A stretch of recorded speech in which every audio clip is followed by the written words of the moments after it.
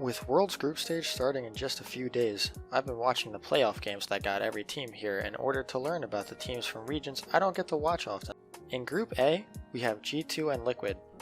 No strangers to the world stage and its pressures, both looking to make it known to the world how strong the West is.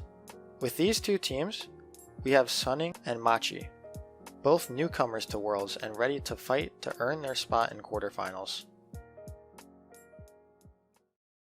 The Kings of Europe, even with a shaky regular season, once again claimed the title of LEC champions for both spring and summer. G2 shows no signs of slowing down as they continue down the path to become world champions. After swapping back to the mid lane, Caps is here to remind everyone why he is the first European mid laner to make it to back-to-back Worlds finals. This summer regular season looked shaky for G2 early on, but every game they played, Caps consistently performing well. If he can bring the same level of dominance to this group stage, expect him to be able to stand with any mid laner at this tournament.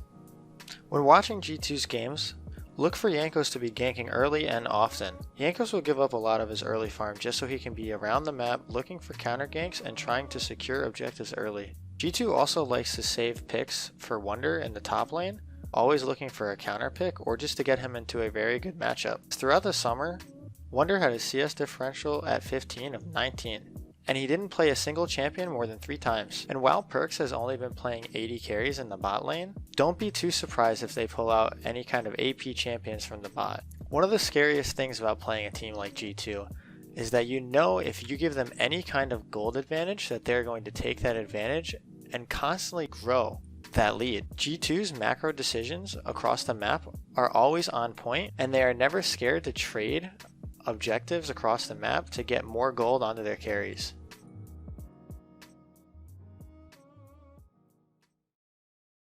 Sunning entered Worlds after beating the 4th seed from China LGD 3-0 in the 3rd place match and 3-0 in the regional qualifier, proving twice in 4 days that they deserve their spot at Worlds. Sunning is made up of a mix of veteran players and rookies. This mix of veteran judgment and rookie excitement has led to the creation of a team that will look to fight just because you looked at them funny. S of M is the main culprit of this constant fighting with his accomplished sword art. These two C champion, attack champion.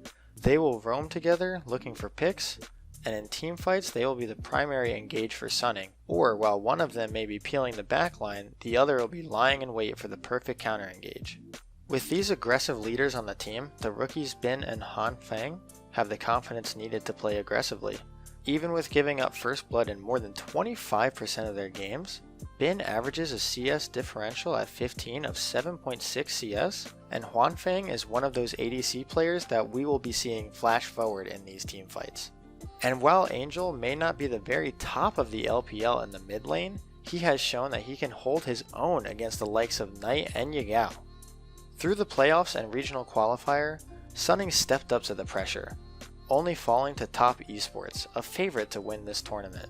If Sunning was able to learn from that series and continue to grow throughout this tournament, this Pride of Lions may be able to crown themselves kings of this jungle.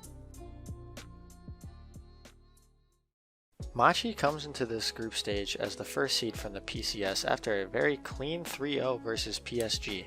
At Worlds, everyone knows by now that while not considered a major region anymore, these Taiwanese teams can always pull off a few upsets. Looking through Machi's stats throughout this summer season, the biggest standouts are their smaller than average champion pools and their large DPM stats coming out from their mid and bot lane players. Throughout their 36 games in the PCS summer, the 5 players have all played less than 10 unique champions, with Gemini only playing 5 different champions. Machi drafts this way for a reason.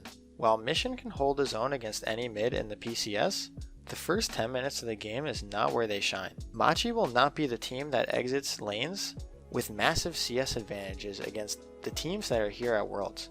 But when dragon fights start, when teams start looking for big dives in bot lane, when Herald spawns, Machi is going to fight and fight and fight. This team is textbook definition scrappy. With Koala on supports with long range engage, he and Gemini will constantly be threatening the enemy. You might think you were positioned perfectly safe, and you might actually be completely safe and Koala will still engage on you. While him and Gemini are the players Machi usually looks towards to create plays, the players to watch for in this group are going to be PK and Mission. Top and mid lane at this tournament are stacked this year, and if these two players can stand up to the solo laners of Group A, then Machi could bring some old LMS magic into Worlds. Team Liquid has returned from their weak spring split, bringing in a rookie AD carry who looks to Worlds to prove that NA can produce talent. Hoping to use the momentum from play-ins, TL will have to continue to improve their game if they want to make an impact in Group A. This summer, Team Liquid has received a lot of criticism for their slower playstyle, with Broxa receiving a large chunk of that hate. People remember the memes of old Fnatic 2018, where Caps would say, "Broxa smash," and he would style on the enemy jungler. Just because TL plays a slower style does not mean that the aggression of old isn't there in these veteran players, and Team Liquid and Broxa especially have proved that during play-ins. Broxa ended the play-ins with 19% damage share on his team, compared to his summer damage percentage of 12%, and a 42 KDA on his Graves pick. Throughout the summer split, Team Liquid's rookie Tactical claims the highest kill participation percentage on the team. The team is centered around this rookie player, protecting him in fights either by peeling off threats or creating disruption in the enemy backline.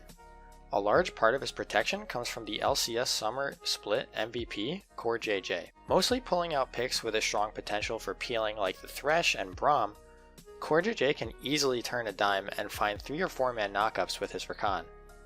Impact and Jensen have been on this stage so many times at this point. Both of them showed through the play-ins why they make it to Worlds every single year. If Team Liquid aims to make it out of this group, Jensen and Impact will have to continue to step up to the pressure and hold their own against the likes of Caps and Wonder. Team Liquid will need to slow down the pace of these 3 aggressive teams and control the game, forcing the enemies to fight only the fights Team Liquid wants. The biggest thing to watch out for is the creativity of engages enemy teams can present. Team Liquid will need to secure the area around the objectives very well to make sure there are no leaks in their defenses. Overall, I predict that G2 will leave this group with either Liquid or Sunning. While I think Machi will take a game or 2 off of these teams, I don't see them getting out of this group. It'll be fun watching Liquid against Sunning as the two teams have very different playstyles. G2 should be able to match Liquid blow for blow when it comes to macro game, so Liquid's slow style may not work in their favor against G2. Overall, expect some big plays out of the solo laners in this group, and expect a few upsets.